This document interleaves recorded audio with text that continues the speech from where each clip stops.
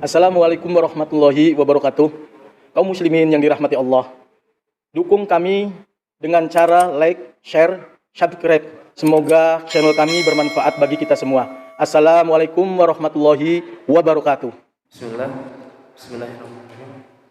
Assalamualaikum warahmatullahi wabarakatuh.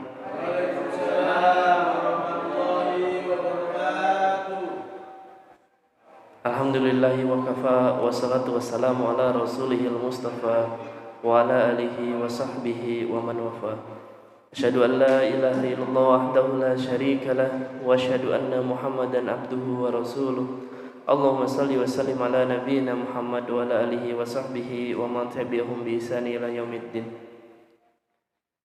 Jamaah salat subuh yang dirahmati Allah, pertama marilah kita panjatkan puji syukur kepada Allah Subhanahu wa taala atas segala nikmat, rahmat dan karunia dari Allah.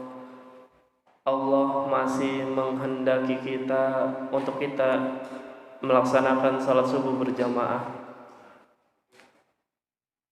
untuk kita mendapatkan sesuatu yang lebih baik dari dunia dan seisinya.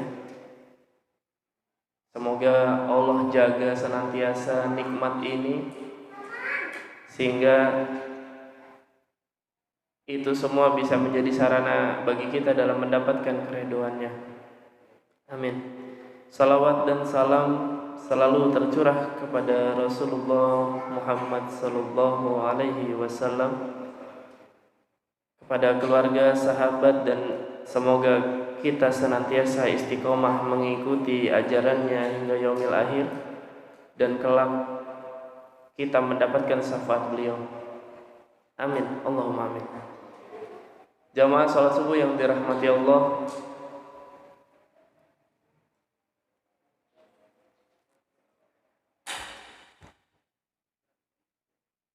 ada sebuah hadis yang diriwayatkan melalui Muawiyah bin Abu Sufyan. Muawiyah bin Abu Sufyan ini berarti anaknya Abu Sufyan. Muawiyah ini yang nantinya akan menjadi pemimpin pertama setelah pemerintahan Khulafatur Rasyidin. Jadi pemimpin pertama dari dinasti Umayyah, yaitu Muawiyah bin Abu Sufyan. Jadi ketika sahabat Ali radhiyallahu anhu meninggal lalu diganti oleh putranya yaitu Hasan, di situ kaum muslimin terjadi banyak perselisihan sebelum akhirnya digantikan oleh Muawiyah bin Abu Sufyan. Dari Muawiyah bin Abu Sufyan radhiyallahu an, qala Rasulullah sallallahu alaihi wasallam, dia berkata, Rasulullah sallallahu alaihi wasallam bersabda, man yuridullaha bihi khairan yufaqihu fid din. Jadi kata Rasulullah, barang siapa yang dikehendaki oleh Allah kebaikan, maka Allah akan memahamkannya dalam urusan agama. Kebaikan di sini tentu kebaikan yang menurut Allah, bukan kebaikan menurut manusia. Karena terkadang kebaikan menurut manusia itu sejatinya belum tentu baik. Tapi kalau kebaikan yang menurut Allah itu sifatnya mutlak. Jadi kalau kata Allah kebaikan, maka itu benar-benar kebaikan.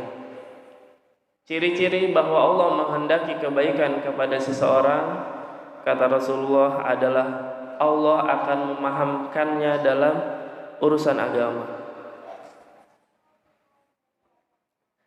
Di hadis ini Rasulullah sallallahu alaihi wasallam mengatakan yufaqihu, dia diberi pemahaman atau dia pahamkan, bukan yu'allimu, dia diberitahu atau pengetahuan, tapi yufaqihu, yaitu yang Allah beri pemahaman. Sehingga ini menjadi salah satu ciri bahwa Allah menghendaki kebaikan bagi orang yang paham terhadap urusan agama, bukan orang yang tahu terhadap urusan agama. Artinya bukan sekedar tahu tapi paham. Karena beda, paham dengan tahu itu beda. Tentunya paham memiliki tingkatan yang lebih tinggi dari sekedar tahu. Misal kita tahu hadis dari Rasulullah SAW, man kana yu'minu billah wal yaumil akhir falyaqul khaira aw liyasmut. Jadi kita tahu kan hadis dari Rasulullah, barang siapa yang beriman kepada Allah dan hari akhir, hendaklah dia berkata baik atau diam. Kita tahu hadis itu, tapi kita tidak mengamalkan hadis itu karena sejatinya kita belum memahami tentang hadis itu. Artinya bedanya paham dengan tahu itu di situ. Kalau tahu mah sekedar tahu, tapi kalau paham dia selain tahu juga dia mengamalkan. Karena dia tahu konsekuensi ketika dia tidak berkata baik atau diam adalah konsekuensinya adalah keimanan dia kepada Allah dan hari akhir. Tahu konsekuensinya sehingga dia berkata baik atau diam. Ada juga hadis tentang ghibah. Bukan hadis, ini ayat di dalam surat Al-Hujurat ayat 12 bahwa ghibah itu seperti kita memakan daging bangkai saudara kita. Kita tahu ayat itu bunyinya seperti itu, tapi kita sendiri masih banyak sering menggibah terhadap saudara kita. Padahal itu seperti kita memakan bangkai daging saudara kita. Maka kalau kita faham tentang ayat ini, kita tahu dan juga faham tentang ayat ini, pasti kita akan melakukan atau menghindari perbuatan ghibah. Karena konsekuensinya adalah kita seperti memakan bangkai daging saudara kita. Nauzubillah summa nauzubillah. Maka jamaah sekalian yang dirahmati Allah, semoga kita semua di sini termasuk yang Allah kehendaki kebaikan.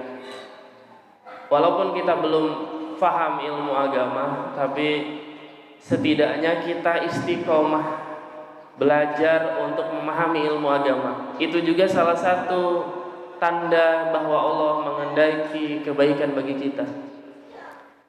Selain Allah menghendaki kebaikan itu, selain dimudahkan atau dipahamkan dalam urusan agama, Allah menghendaki kebaikan juga ciri-cirinya adalah Allah segerakan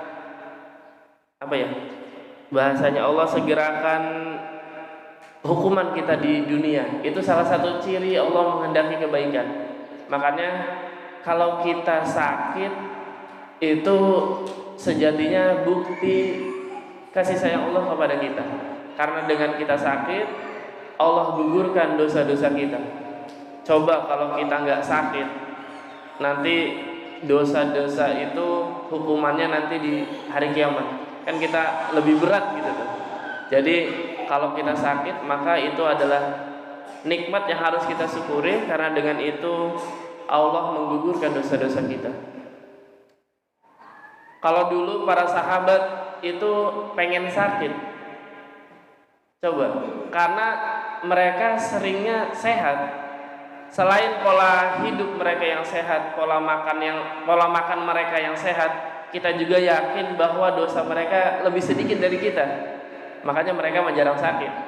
Kalau kita mah beda kan, dosanya banyak, pola hidupnya nggak sehat, pola makannya juga acak-acakan.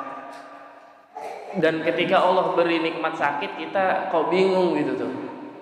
Harusnya kita nggak bingung ya, kita bisa introspeksi bahwa ya wajar kita sakit karena dosa kita banyak, karena pola hidup kita nggak sehat, karena pola makan kita acak-acakan.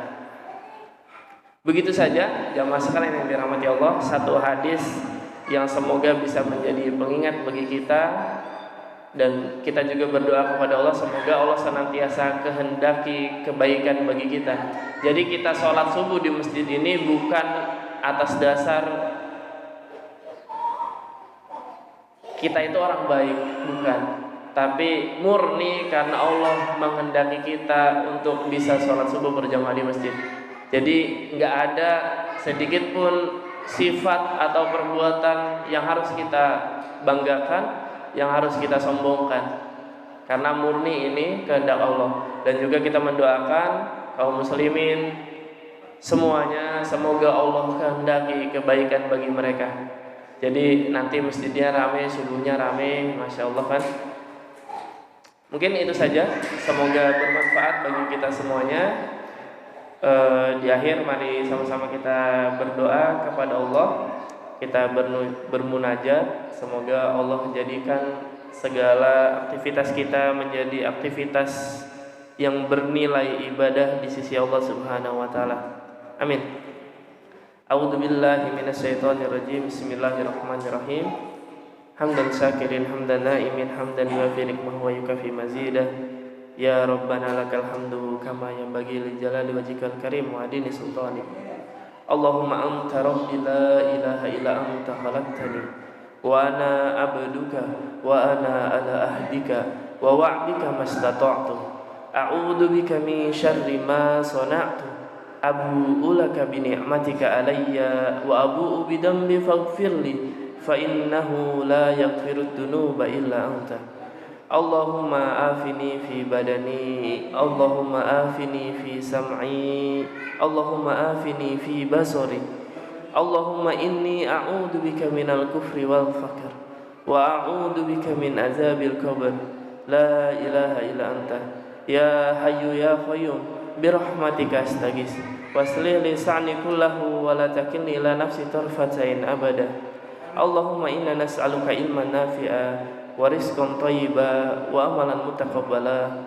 Rabbana atina fid dunya hasanah wa fil akhirati hasanah wa qina adzabannar. Allahumma amin wa sallallahu ala Muhammad wa ala alihi wa sahbihi wa sallam. Subhana rabbika rabbil izzati amma yasifun wa salamun ala mursalin walhamdulillahi rabbil alamin.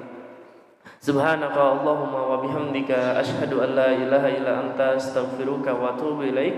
Wassalamualaikum warahmatullahi wabarakatuh. Waalaikumsalam warahmatullahi wabarakatuh.